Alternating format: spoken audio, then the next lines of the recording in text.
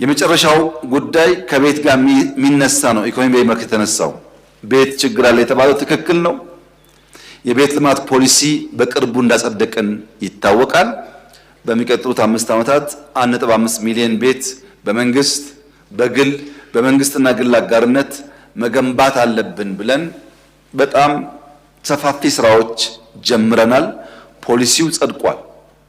ሁለተኛ ተከታዩ ስራ ኢትዮጵያ ውስጥ የሞርጌጅ ስርዓት የለም።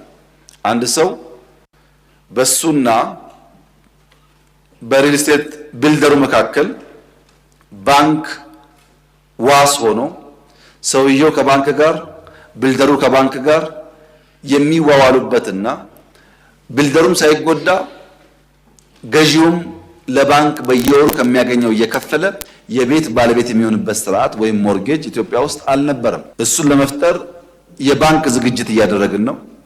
ፖሊሲ እያዘጋጀን ነው። ያ ጊዜው ሲደርስ ስንጨርስ የምናሳውቅ ይሆናል። የመሬት ዝግጅት እያደረግን ነው። የፋይናንስ የመሬት የቴክኖሎጂና የዲዛይን ስራ እየሰራ ነው። ለምሳሌ እስካሁን የገነባናቸው ቤቶች የክራይ ቤት ብትወስዱ 4 ቤድሩም አፓርትመንት ሲገነባ በካሬ ስለሚሸጥ የሚገዛው ሰው በጣም ውስን ነው። 1 ቤድሩም ሲሰራ በ3 ቀን በ4 ቀን በ5 ቀን ያልቃል ተሽጦ። ለጊዜው ዲማንዱ ያለው 1 ቤድሩም 2 ቤድሩም ነው ማለት ነው። ከዚህ ቀደም የነበረው ዲዛይን ሰማው ሞዲፋይ ማድረግ ያስፈልጋል። ቤቶች ሲገነቡ አንድ ሰፈር እዛው አካባቢ ትምህርት ቤት፣ እዛው አካባቢ ሱቅ ቤት፣ እዛው አካባቢ ልጆች መጫወቻ ከሌለ ቤት አለ ትምህርት ቤት ፍለጋ ደግሞ ረጅም መንገድ ስለሚጓዙ በትራንስፖርት ወጪ ያስከትላል። ያ እንዳይሆን ቤት ስንገነባ አብረን ማሰብ ያለብን ነገር ሊቨብል ኔበርሁድ መሆኑን ማረጋገጥ ያስፈልጋል። ለዚያ ዲዛይን እና መሬት ዝግጅት የተሰራ ነው። በከተማ ፈንክሽናል የሆነ ከባቢ ለመፍጠር እየተሰራ ያለው ስራ የተከበረው ምክር ቤት እንዴት እንደሚያይ እኔ ባላቅም፣ በቅርቡ እንደምታውቁት በጣም በርካታ ሰዎች ከውጭ ይመጣሉ። ከውጭ የመጣ ሰው የመጀመሪያ የንግግር ሰላምታው አዲስ አበባ እንደዚህ ያለ ውብ ከተማ መሆኑን በፍጹም አልገመትኩም፣ እንዴት አድርጋችሁ ሰራችሁት የማይል የውጭ ዜጋ የለም።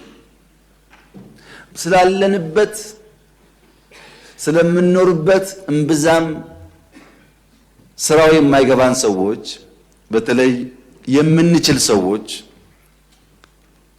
ከግሉ ሴክተርም ጭምር የኔ ምክር ወጣ እያላችሁ እያያችሁ ነው። ብዙ ሀገራት ከዚህ ቀደም ባየንበት ቦታ ላይ ወይም ዝቅ ብለው ነው ያሉት። የሚታይ መሻሻል ያለው እኛ ጋር ነው። ይሄ እውነት ነው። ምንም የሚካድ ጉዳይ አይደለም። ማን ሰራው? የእናንተ ልጆች፣ የእናንተ እህቶች፣ የእናንተ ወንድሞች። አሁን እዚህ ቦሌ መድኃኒዓለም ጋር የሚሰራውን ስራ ተመልከቱ። ቦሌ መድኃኒዓለም ድሮ እናውቀዋለን ምን እንደሚመስል። አሁን የሚሰራውን ተመልከቱ። ማን ሰራው? ወጣቶች፣ ሴቶች። መቼ? ሚድናይት። የእነሱን ስራ እንዳናራክስ ይሄ ጅማሮ መልካም ስለሆነ በገጠር መሻገር በገጠር ኮሪደር እኔ እንኳን በጣም በርካታ ቦታዎች የጀማመርናቸውን አስመርቅ ያለው እንዳያችሁ ተስፋ አደርጋለሁ። እናንተም ስትሄዱ ተመልከቱ። በእያንዳንዱ ወረዳ ቢያንስ አንዳንድ ቦታ የተገነባ ነው ያለው።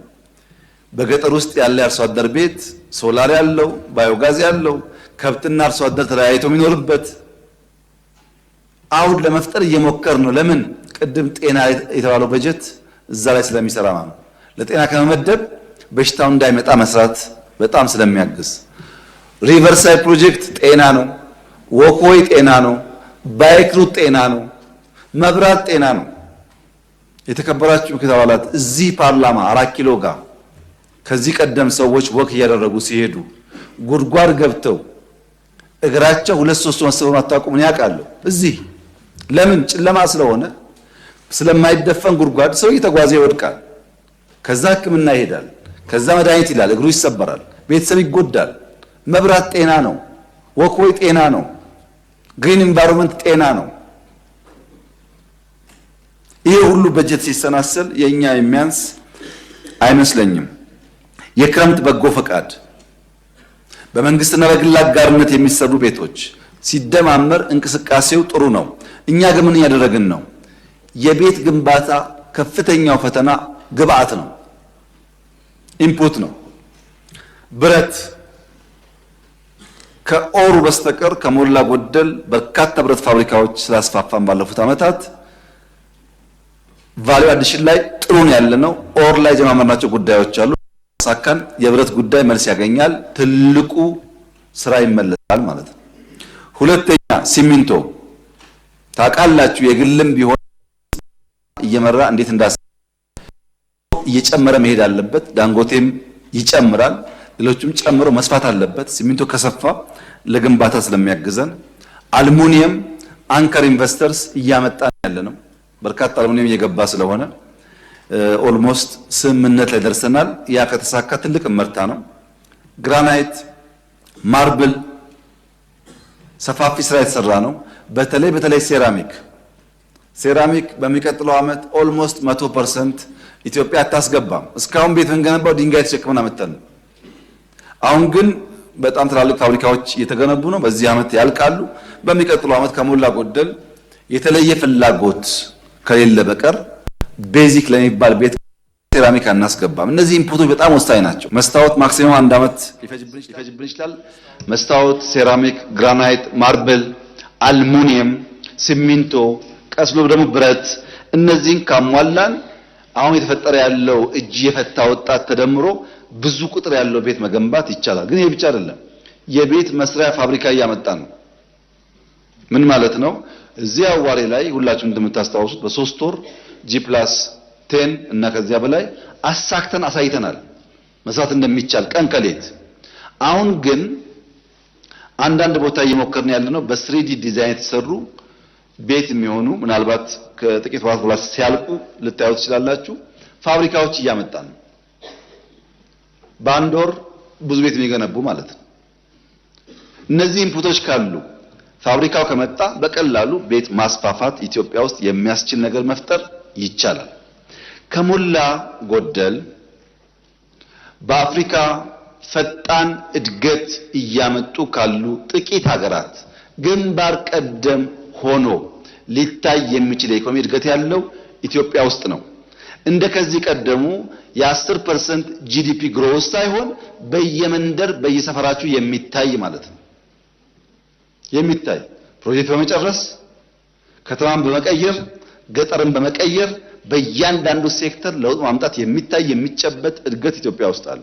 ካለንበት አረንቋ አንፃር የአሁኑ እድገት ገና የብዙ ዓመታት ስራ ይፈልጋል። 20-30 ዓመት ኮንቲኒዩስሊ ካላደገን በቀር ካለንበት ደህንነት ጋር አይመጣጠንም።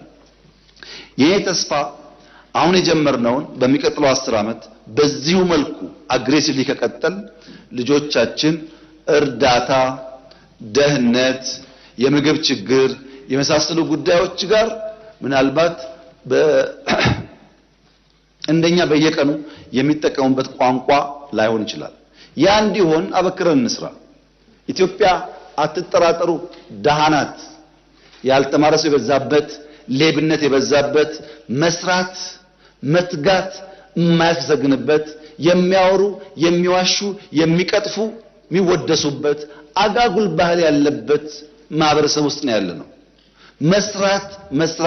መስራትና በትውልድ በታሪክ ፍርድ ውስጥ የተሻለ ስፍራ ለመያዝ መወሰን ከእያንዳንዱ ይጠበቃል። ለዚህ ተቃዋሚ መሆን አያስፈልግም፣ ሴት መሆን አያስፈልግም፣ ወንድ መሆን አያስፈልግም። እያንዳንዱ ዜጋ በዚህ ጉዳይ ላይ የተሳሰለ አቋም ከያዘ ኢትዮጵያን መለወጥ እንችላለን። ትልቅ ፖቴንሻል ያለው ሀገር ነው። ስማርት በጣም ፈጣን ልጆች ናቸው እየመጡ ያሉት። ታውቃላችሁ ልጆቻችሁን በጣም ፈጣኖች። በ10 ዓመታቸው የሚያስቡትና የሚናገሩትን እኛ በ20 ዓመታችን ማናቅ የነበረ ሁኔታ ተፈጥሯል ኢትዮጵያ ውስጥ።